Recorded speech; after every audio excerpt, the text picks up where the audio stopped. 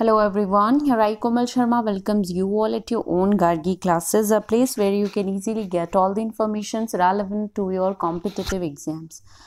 तो अपने जो रिमेनिंग डिटर्मिनर्स हैं वो आज हम डिस्कस करेंगे. आर्टिकल्स मैं ऑलरेडी डिस्कस कर चुकी हूँ इन माय प्रीवियस वीडियोस. ठीक है, अदर जो डिटर्मिनर्स है वो आज की इस वीडियो में हम डिस्कस करेंगे. ठीक है, आर्टिकल्स के जो यूसेस हैं of the A N and the वो मैंने बता दिए हैं in previous videos. Apart from them कहीं ना कहीं आर्टिकल्स ऑमिट होते हैं इन अ सेंटेंस, एक्सेप्शंस जिसको हम बोलते हैं. तो वो एक्सेप्शनल जो भी रूल्स और रेगुलेशंस है वो हम तब स्टडी करेंगे when we will go through with the example, with the exercise. ठीक है, तो आज हम रिमेनिंग जो भी डिटर्मिनर्स हैं उनकी थोड़ी इलैबोरेटिव फॉर्म में उनको डिस्कस करेंगे. चलिए चलते हैं. तो दूसरा जो आपका डिटर्मिनर है that is demonstrative determiner. Demonstrative determiner, demonstrative का मतलब क्या होता है, इस वर्ड से क्या होता है, जब हम किसी भी नाउन को डेमोन्स्ट्रेट करते हैं, जब हम किसी भी नाउन के बारे में हमें ये पता चलता है whether that thing is near to us, close to us or is situated far from us. ठीक है, वो चीज़ हमारे पास है या दूर है, इस चीज़ को जो डेमोन्स्ट्रेट करते हैं उन्हीं को डेमोन्स्ट्रेटिव डिटर्मिनर कहा जाता है. सी, डिटर्मिनर्स हो या प्रीपोजिशंस हो, अगर आप वर्ड मीनिंग पे प्रॉपर जाते हो, अच्छे से उनको स्टडी करते हो, उनकी डेप्थ मीनिंग आपको पता होती है, तो आपके लिए बहुत इजी हो जाता है किसी भी क्वेश्चन को अटेम्प्ट करना रिलेटेड टू डिटर्मिनर, प्रीपोजिशन, फिर चाहे कुछ भी हो. ठीक है, so here demonstrative determiners are point to something that is close और डिस्टेंट. मतलब कोई भी चीज़ जो हमारे पास हो या दूर हो, इस चीज़ को डिफाइन कौन करता है, demonstrative determiner. Alike all the determiners ये नाउन फ्रेज से पहले आता है. किसी भी एडजेक्टिव साउंड किसी भी सेंटेंस में एडजेक्टिव नाउन से पहले आता है. ठीक है, नाउन फ्रेज से पहले आता है ये. तो इसमें कितने टाइप के होते हैं ये, दिस, दैट, दीज, दोस. ठीक है, सिंगुलर फॉर्म में हम किनको यूज करते हैं, दिस एंड दैट. दिस का मतलब अगर कोई चीज़ हमारे पास में हो, एंड दैट का मतलब जो चीज़ हमारे से दूर हो. इन्हीं के प्लूरल फॉर्म्स क्या हो जाएगा, दिस का प्लूरल क्या हो जाएगा, दीज, वो ही नियर बाय चीज़ों के लिए हम यूज़ करते हैं. एंड दोज दैट का प्लूरल है, तो ये इनके प्लूरल्स हो गए. ठीक है, सिंगुलर फॉर्म्स ये हैं, प्लूरल फॉर्म्स ये हैं. ठीक है, जैसे मेरे पास कोई भी बुक है, मेरे करीब कोई बुक है, मेरे पास कोई बुक रखी हुई है, तो उस बुक को डिटरमाइन मैं किस सेंटेंस से करूँगी, दिस से. और वही बुक मेरे से दूर है तो उस बुक को मैं डिटरमाइन कैसे करूँगी, that, this book, that book. या फिर बहुत सारे बुक्स हैं तो दीज बुक्स, और दूर हैं वो बुक्स तो दोज बुक्स. तो इस तरीके से हम इसको डिटरमाइन कर सकते हैं whether the things are near to us or far from us. ठीक है, तो ये क्या हो गया आपका डेमोन्स्ट्रेटिव डिटर्मिनर. राइट, होप आपको समझ में आया होगा. एक्सरसाइज के साथ जब हम इस चीज़ को स्टडी करेंगे तो आपको और भी सही से समझ में आ जाएगा.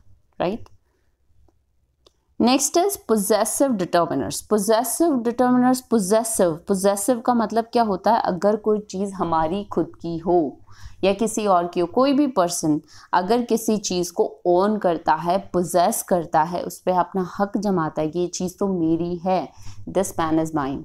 ठीक है, तो जब कोई चीज़ जैसे हम लोग बोलते हैं मेरा पेन, मेरी बुक, मेरे जो भी है, मेरे कलर्स, हम कोई भी ऐसा बोल सकते हैं, या फिर तुम्हारी बुक, तुम्हारे कलर्स, उनकी बुक्स, उनके कलर्स. तो इस तरीके से हम अगर किसी भी चीज़ को पॉइंट आउट करते हैं जिससे ये शो हो कि कोई पर्सन के पास वो चीज़ वो ऑन कर रहा है या उसको पोजेस कर रहा है.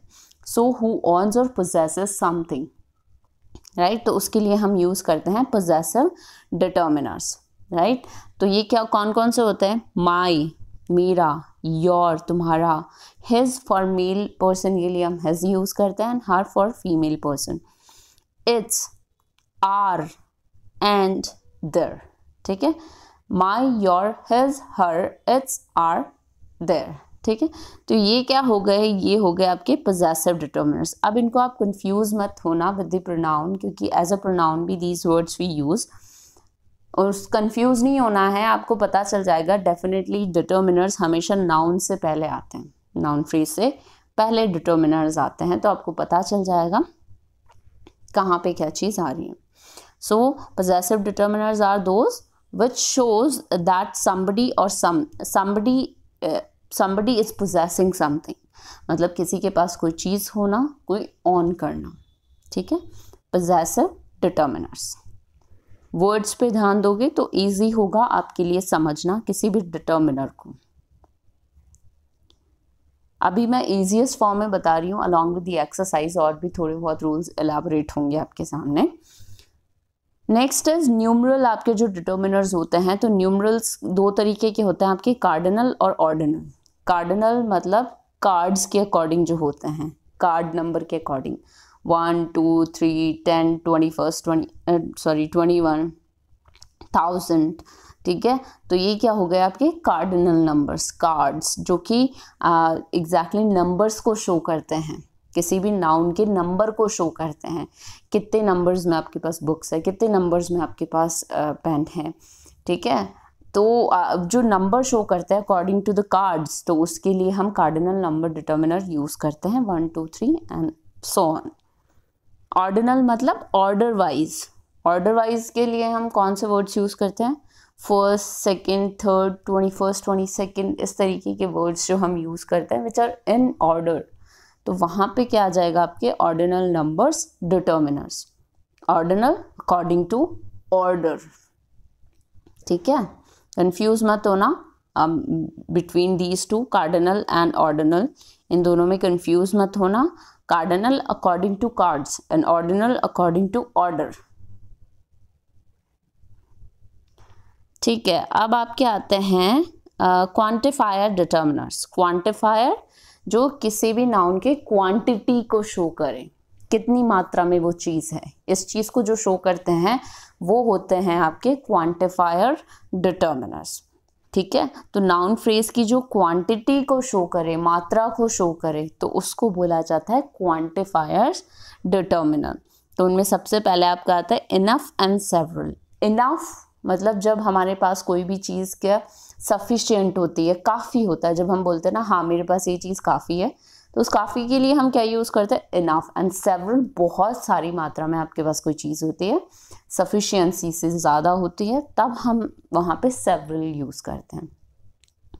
Apart from them countable noun और अनकाउंटेबल के साथ साथ में कौन से क्वांटिफायर्स यूज़ होते हैं वो आज हम स्टडी करेंगे। सो सबसे पहला आता है ऑल। आपका जो ऑल है वो काउंटेबल और अनकाउंटेबल दोनों ही फॉर्म में यूज़ होता है, ठीक है। काउंटेबल में भी यूज़ होता है ऑल, और अनकाउंटेबल के साथ भी यूज़ होता है, countable noun and uncountable noun. Countable noun जिसमें सिंगुलर और प्लूरल दोनों फॉर्म्स यूज़ करते हैं हम, ठीक है। जहाँ पे चीज़ें काउंटिंग में आती है, सिंगुलर फॉर्म में भी आती है और प्लूरल फॉर्म में भी आती हैं।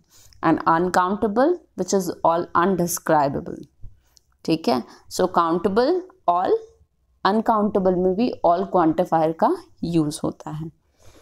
एवरी जो है वो आपका सिर्फ काउंटेबल के साथ यूज़ होगा, every is use with the countable.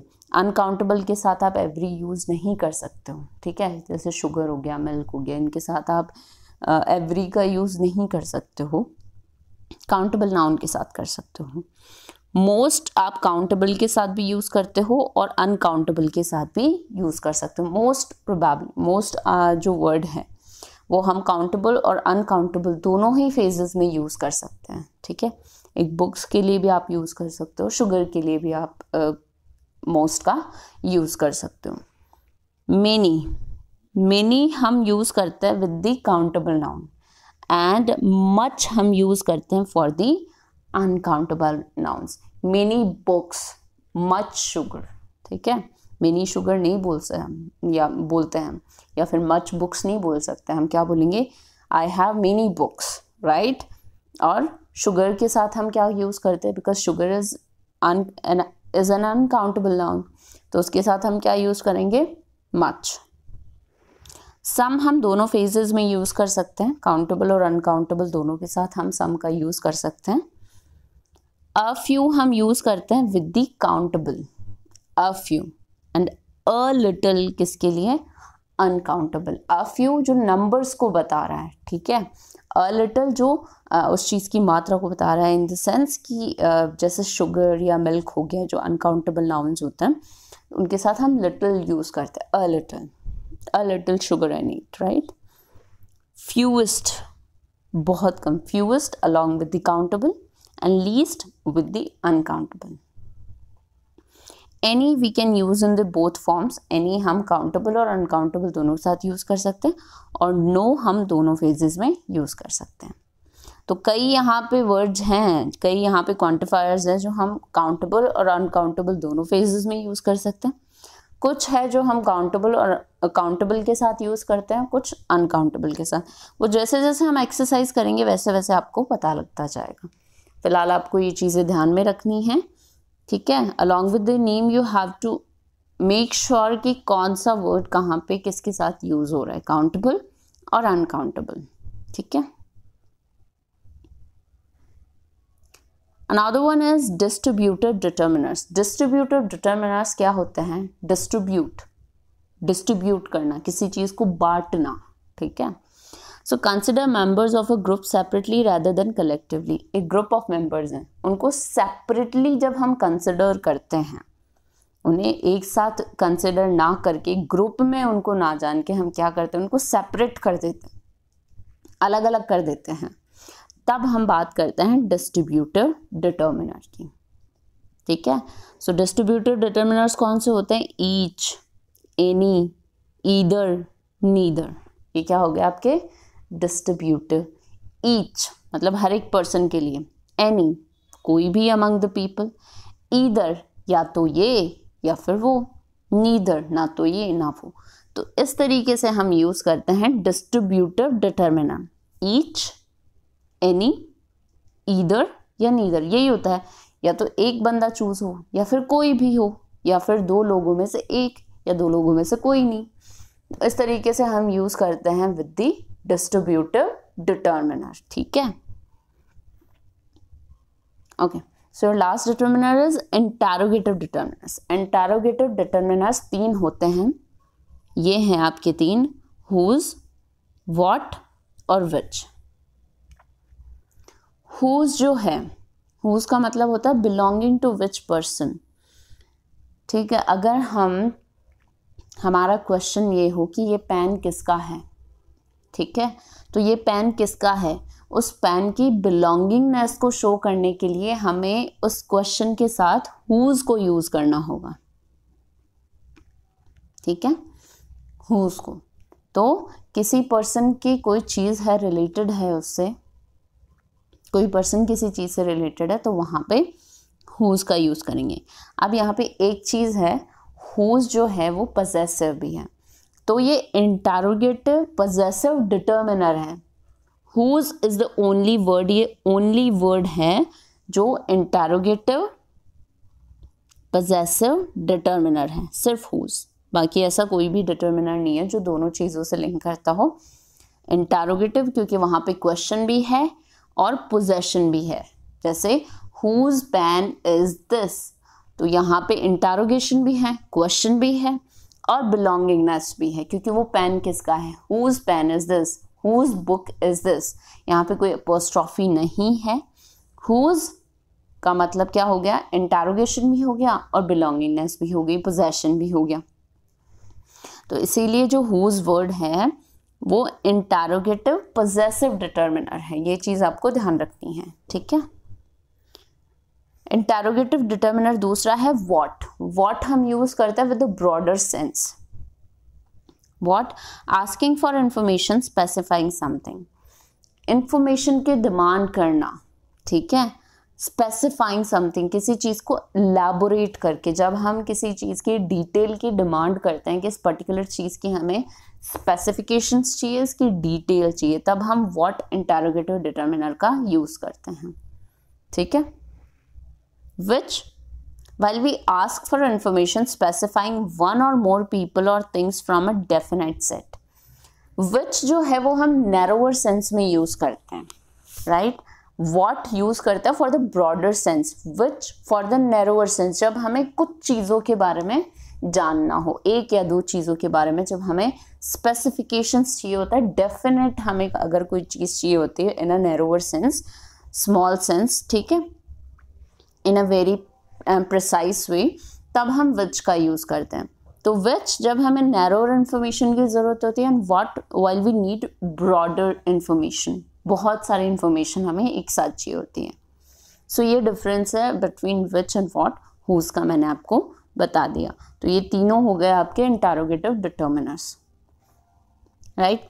So these were your determiners, ये सारे आपके डिटर्मिनर्स हैं। आपको समझ में आ जाना चाहिए कि किस तरीके से आप डिटर्मिनर्स यूज़ करते हैं। पहला आ गया आपका आर्टिकल, ठीक है, आर्टिकल्स ए एन और द, उनका यूज़ कैसे होता है, इंडेफिनाइट आर्टिकल क्या होता है, डेफिनाइट आर्टिकल क्या होता है, ये आपको पता होना चाहिए, ठीक है। आपका पोजेसिव डिटर्मिनर क्या होता है, possessive while we possess something. Distributive, जब हम किसी चीज़ को बांटते हैं, डिस्ट्रीब्यूट करते हैं, अलग अलग करते हैं, each, any, either, neither, simple सा है, ठीक है। नंबर्स में आपके कार्डिनल नंबर्स आ गए और ऑर्डिनल नंबर्स आ गए, राइट, ये आपको चीज़ ध्यान में रखनी है। इंटरोगेटिव डिटर्मिनर आ गया। उसके अलावा अगर कोई रह रहा है then you can study here very well. Quantifiers आ गए, क्वांटिटी आ गई, ठीक है। तो ये सारे आपके डिटर्मिनर्स हो गए। मैंने बेसिक जनरल रूल्स आपको बता दिए हैं जिसके बेसिस पे आपके क्वेश्चन पेपर्स आते हैं डेफिनेटली। अपार्ट फ्रॉम दीज हम एक्सरसाइज के साथ साथ पूरी चीज़ें क्लियर करते जाएंगे। अपकमिंग जो भी 3 वीडियोस होंगे वो रिलेटेड होंगे with the exercise of the interrogative determiners. तो stay continue with Gargi classes, and अगर आपकी कोई क्वेरी है तो आप कमेंट सेक्शन के थ्रू पूछ सकते हैं। Thank you.